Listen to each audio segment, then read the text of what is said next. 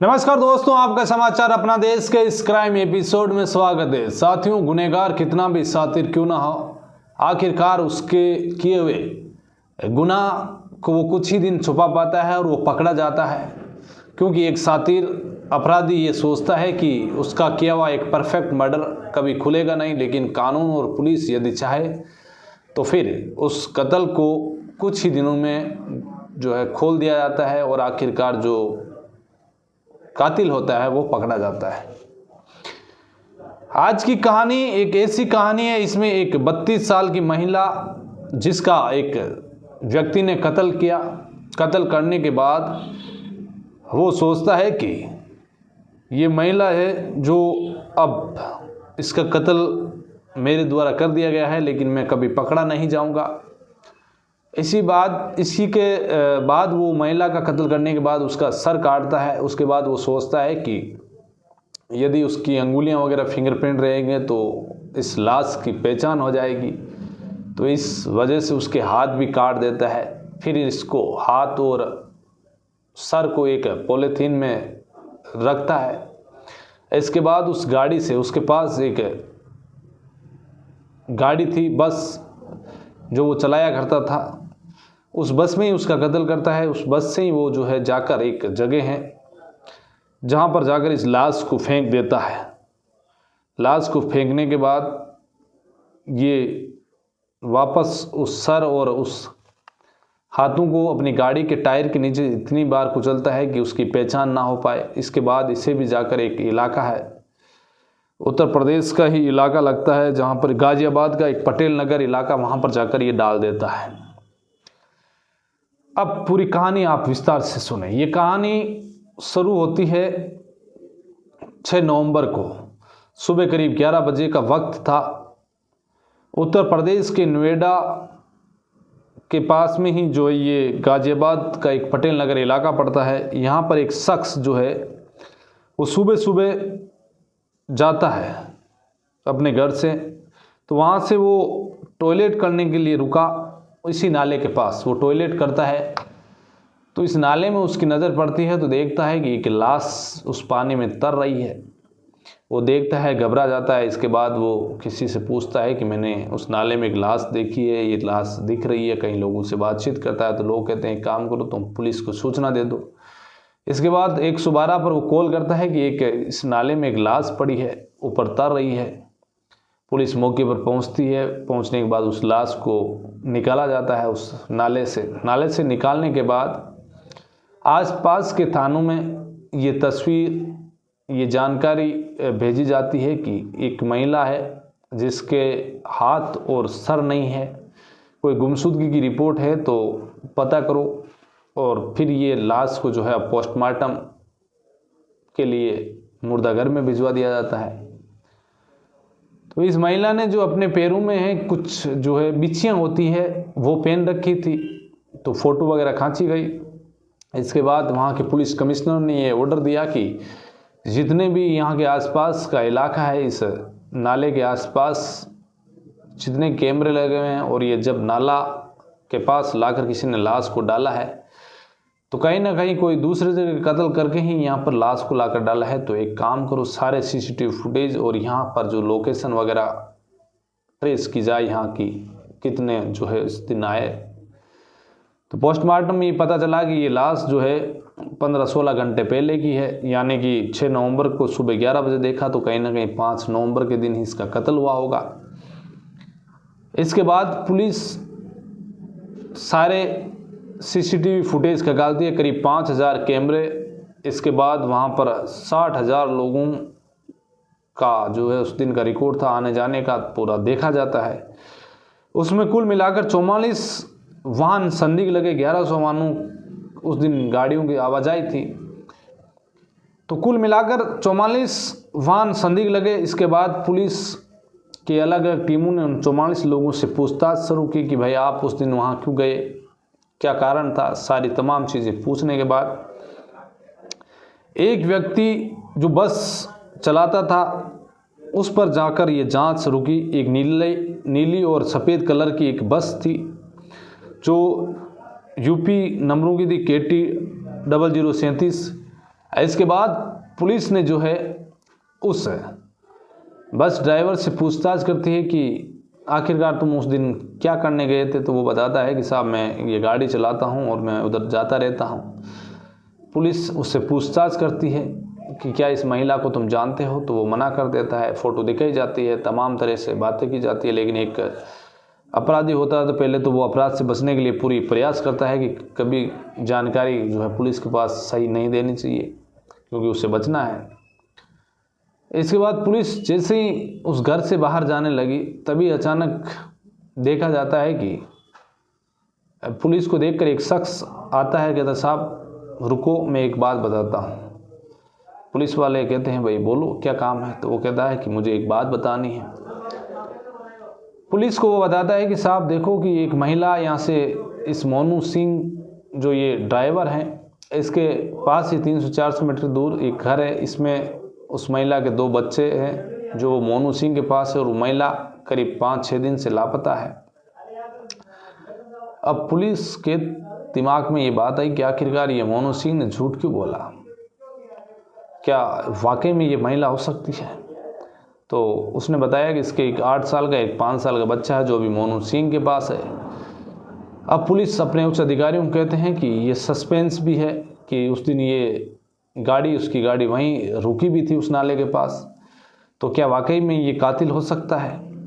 अब वापस उसके घर पर जाते हैं और उसे जो उसके बच्चे होते हैं उन्हें बुलाया जाता है। उन बच्चों को बुलाकर और वो तस्वीरें दिखाई जाती है उसके पैरों या उसके शरीर जो ऊपर का हिस्सा था नहीं, तो नीचे नीचे बच्चों की जो तस्वीर, शरीर से जो गर्दन से नीचे का शरीर था वो हाथ थे नहीं, पैरों की वो तस्वीर दिखाई गई। जैसे ही उन्होंने वो तस्वीर देखी, उन्होंने पहचान लिया कि ये तो हमारी माँ है। यानी कि दोनों बच्चे एक सुर में बोले। तभी पुलिस कहती है कि आखिरकार मोनू सिंह तुम झूठ क्यों बोल रहे हो, ये महिला वही महिला है। इसके बाद 14 नवंबर 2025 को मोनू सिंह को हिरासत में लिया गया, और फिर जो कहानी निकलकर सामने आई वो इस तरीके से। जब मोनू सिंह से पूछताछ हुई तो उसने अपना जुर्म कबूल किया कि हाँ मैंने ही इस महिला को मारा है। उसने बताया कि उसकी माँ और ये जो महिला है ये पश्चिम बंगाल की रहने वाले, इसका नाम प्रीति यादव है। ये महिला 2023 में इसी इलाके में जो उत्तर प्रदेश के नोएडा का एक सेक्टर 82 के पास एक गांव है बरवाली, नोएडा सेक्टर के पास एक गांव का नाम जो है इसमें लिखा हुआ नहीं है, बेरवाली नाला के आसपास तो इलाज मिली थी। तो कुल मिलाकर ये उसी गांव में रहा करते थे, और ये प्रीति यादव यहाँ आकर जो है रहना शुरू कर दिया। इस महिला के 2 बच्चे थे और इसने किसी एक ऐसे व्यक्ति से शादी की थी। इसको बचपन में किसी ने बेच दिया था। जब ये बड़ी हुई उसके बाद पता चला कि जो उसका पति है वो आदतन अपराधी है, शराबी है, लेकिन वो उसके साथ रही जब तक उसके 2 बच्चे हो चुके थे। फिर इसने जो है उसके व्यवहार की वजह से उसको छोड़कर ये यहाँ पर जो है नोएडा आ जाती है। यहाँ पर आने के बाद एक जींस पैंट बनाने की फैक्ट्री में सिलाई का काम शुरू कर दिया। यहाँ पर इसकी मुलाकात इसी मोनू सिंह की माँ से होती है जो उसी फैक्ट्री में काम करती है, उम्रदराज महिला है। इधर मोनू सिंह भी शादीशुदा है, इसकी पत्नी है, 2 लड़कियां हैं, एक लड़का है। धीरे धीरे ये उस टाइम ऑटो चलाता था तो इसकी माँ को छोड़ने जाया करता था, घर पर छोड़ने के लिए आता था। इसकी जो ये प्रीति यादव थी कभी कभी उसे भी छोड़ने जाया करता था। धीरे धीरे वक्त बीत रहा है, इसी बीच दोनों के बीच नज़दीकियाँ बढ़ जाती है और दोनों के बीच अवैध संबंध बन जाते हैं। ये सिलसिला करीब 2 साल तक चला। इसी बीच एक रोज़ ये प्रीति यादव कहती है कि तुम एक काम करो, तुम्हारी पत्नी को तलाक दे दो और मैं तुम्हारे साथ रहूँगी।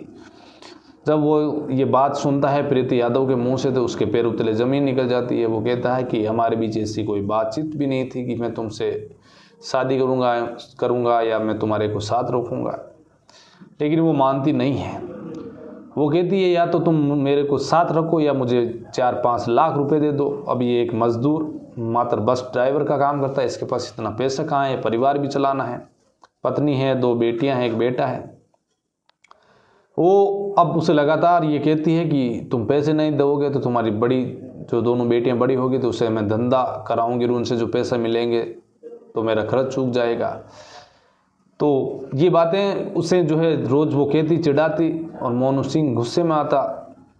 अब धीरे धीरे वक्त बीत रहा है, तभी उसे लगा कि एक रोज़ कि ऐसे तो इसका रोज़ रोज़ के ताने सुन सुन के परेशान होने से बढ़िया है कि इसे रास्ते से हटा दिया जाए।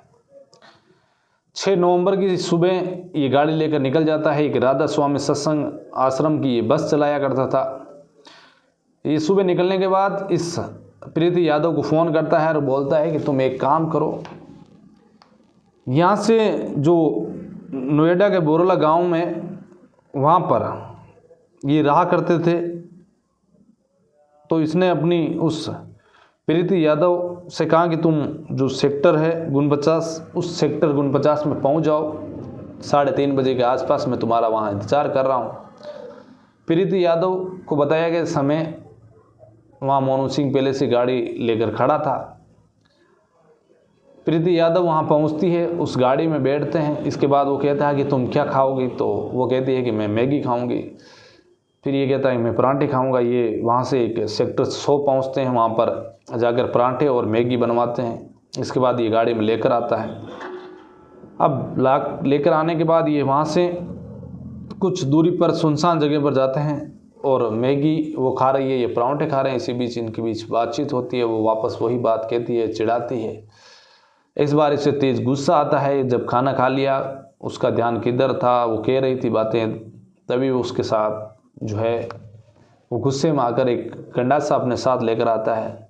उस गंडासे से उसके सर पर तेज वार करता है, उसकी गर्दन कट जाती है। उसके बाद जब तक पूरी गर्दन नहीं कट जाती तब तक वो गंडासा फेरता है, उसकी गर्दन कट के अलग हो जाती है। इसके बाद वो सोचता है कि अब इसकी लाश को कहीं ऐसे फेंकूंगा तो ये इसके हाथ से फिंगरप्रिंट से पता चल जाता है। उसका मकसद यही था कि कभी भी वो पकड़ में नहीं आए पुलिस से।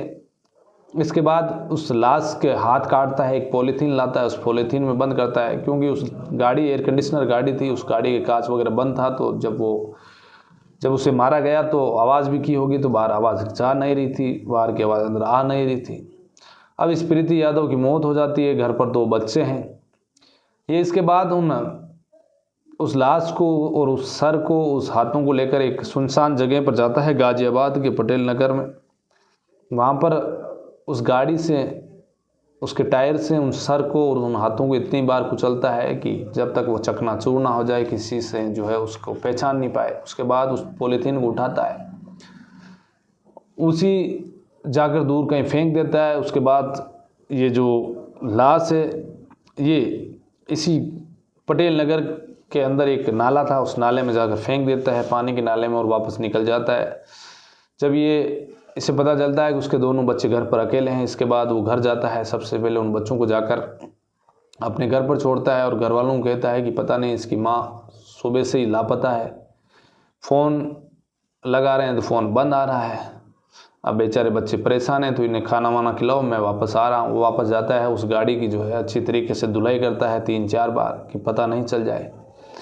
आखिरकार उसने सोचा कि वो पकड़ा नहीं जाएगा, लेकिन पुलिस ने जब इस केस को खोला तो पता चला तो सब लोग जो है सोचने पर मजबूर हो गए।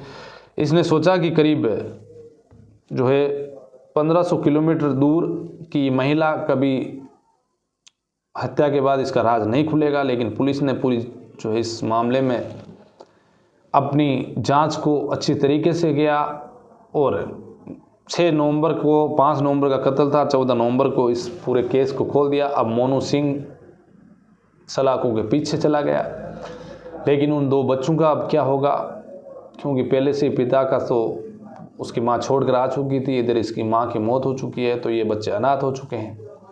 इधर मोनू सिंह की पत्नी, उसके 2 बच्चियाँ, एक बच्चा, उसकी माँ, वो भी इसी से जो है इनका गुजारा यही करता था। तो एक गलत कदम की वजह से पूरा परिवार इसका जो है टूट गया। इधर उस प्रीति के दोनों बच्चों का जो है माँ का साया उठ गया।